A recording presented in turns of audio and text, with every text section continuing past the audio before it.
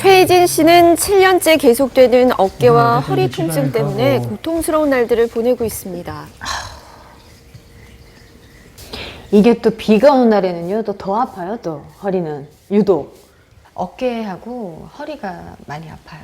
어깨 같은 경우에는 정말 누가 아기가 하나가 앉아 있는 것처럼 이렇게 계속 누르고 있는 것처럼 통증이 와요.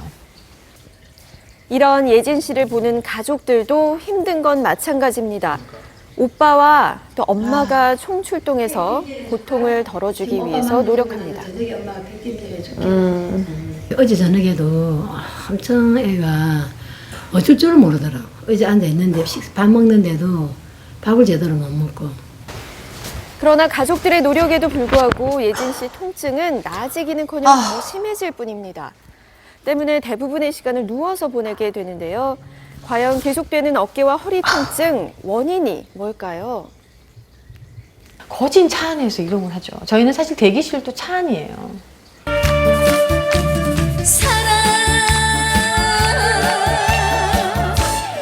16년 차 성인가요 가수인 예진 씨. 그동안 잦은 지방 공연 스케줄로 주로 차 안에서 많은 시간을 보냈는데요.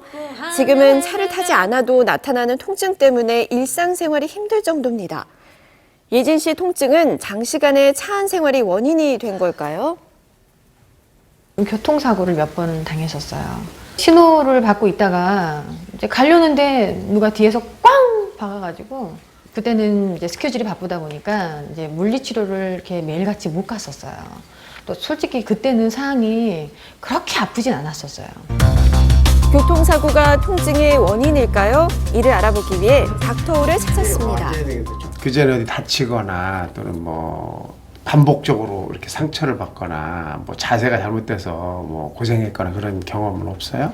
7년 전에 그 교통사고를 좀 크게 당했었어요. 예, 한번 충격을 받은 데가 제대로 회복이 안 되고 네. 그 뒤로 자세가 안 좋거나 또 다른 충격이 오거나 그러면 그게 이제 심해질 수가 있는 거죠.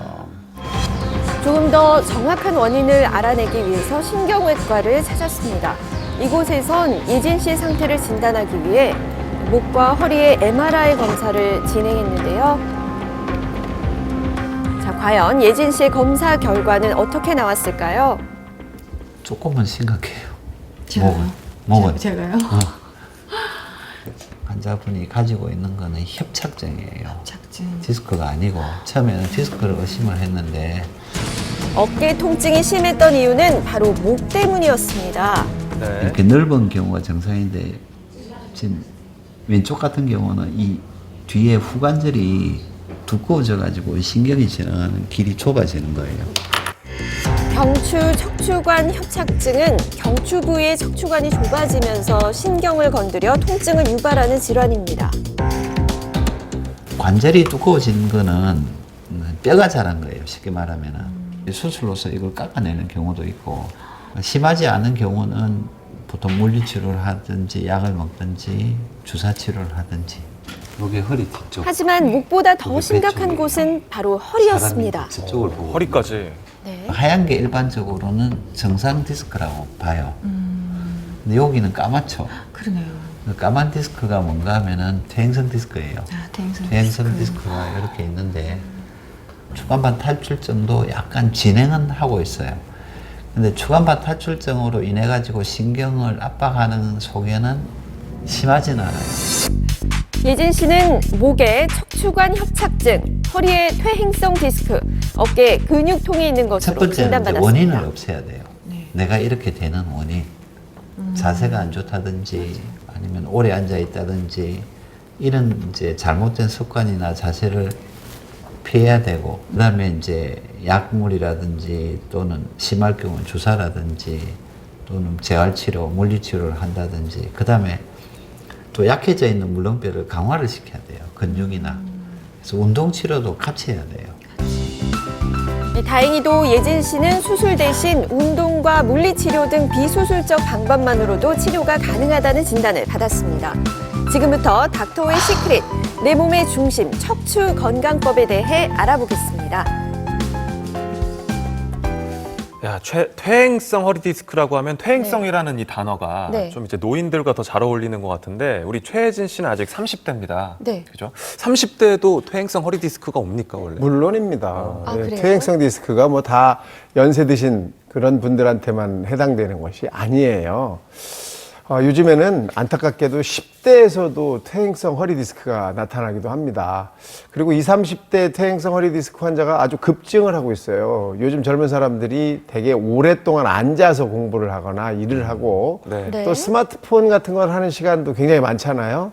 그만큼 잘못된 자세를 많이 하고 있는 시간이 길고 그리고 상대적으로 운동 시간이 엄청나게 줄었어요. 네. 이런 이유들 때문에 디스크의 퇴행성 변화가 굉장히 빨리 진행이 돼서 젊은 나이에 퇴행성 허리 디스크 환자가 늘어나게 된 겁니다. 아주 심각한 상황이라고 할 수 있죠. 그렇죠.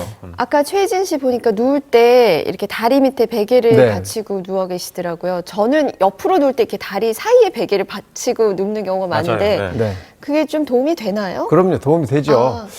똑바로 누운 상태에서 무릎 밑에다 베개를 받치면 이 네. 무릎이 허리보다 올라가게 되거든요. 그래서 옆에서 봤을 때는 자연스럽게 S자형을 만들게 되는데 이렇게 되면 디스크에 가해지는 압력이 줄어들게 되면서 통증도 줄게 됩니다. 하지만 이 허리를 굽혀서 새우잠을 자거나 엎드려서 자면 허리 디스크 증상이 악화될 수 있어요. 그래서 이런 자세는 주무실 때는 꼭 피하는 게 좋습니다. 네. 방송 보면서 이제 나도 허리 디스크가 아닐까 네. 이렇게 의심하시는 분들도 있을 것 같은데요. 그걸 좀 쉽게 확인할 수 있는 방법이 없을까요? 있어요. 네. 아주 쉬운데요. 혼자서도 할 수 있고 남이 해줄 수도 있는데 네. 네. 간단하게 알 수 있는 방법이 있습니다. 우선 먼저 천장을 보고 똑바로 누우세요. 네. 그리고 무릎을 쭉 펴신 다음에 그 다음에 발목은 이렇게 90도로 이렇게 이제 발을 만든 다음에 플렉스. 한쪽 발씩 예. 들어보는 거예요. 이렇게. 한쪽 발씩 들어보다 보면 네. 아픈 부위가 어느 정도 올라가면서 딱 걸려요. 아픈 느낌이 탁 납니다. 그러면 거기 문제가 있구나를 알 수 있어요. 그래서 양쪽 발을 다 해보시는 게 좋고 남이 한번 들어주시는 것도 굉장히 좋습니다. 깜짝 발목을 놀랍니다. 잡고 네. 예, 발목을 잡고 천천히 들어보시면 허리가 아픈 데에서 가서 탁 걸려요.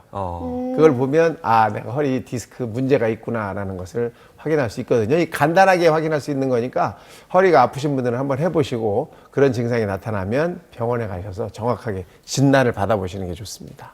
아무리 높이 올려도 통증이 없어야 정상인 그렇죠. 건가요? 제가 유경험자잖아요. 네. 올리다가 죽는 줄 알았어요. 정말 깜짝 놀랍니다. 네. 그렇게 아파요? 티가 확 날 거예요. 보시면. 그렇구나.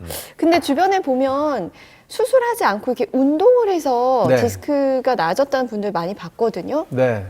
제가 또 여기 운동으로 또 계시네요. 네. 보고 그랬는데 맞아요. 또 전문가시니까 네. 직접 소개해 주시죠. 허리에 좋은 대표적인 운동으로는 걷기가 있죠. 이 걷는 것은 근데 너무 빠르게 걷는 것보다 천천히 1시간 이상 걷는 게 좋고요. 또 물에 들어가면 이제 그 압력이 떨어지니까 척추에 무리를 덜어주는 그런 아쿠아로빅 운동도 허리 디스크에 좋은 운동이라고 할 수 있습니다. 하지만 테니스나 골프 같은 운동을 할 때는 좀 주의가 필요한데요. 이런 운동은 주로 한쪽 방향으로 반복해서 몸을 비틀게 되잖아요. 그쵸. 이렇게 무리를 하다 보면 디스크 상태가 더 악화될 수 있으니까 이런 운동은 반드시 운동 전에 전문가하고 상의를 좀 하시는 게 좋습니다. 네. 오늘 오 박사님과 함께 허리 디스크에 대해서 알아봤습니다. 다음 주에는 장질환에 대해서 알아볼 텐데요. 샵 0600으로 궁금한 점들 보내주시면 되겠습니다.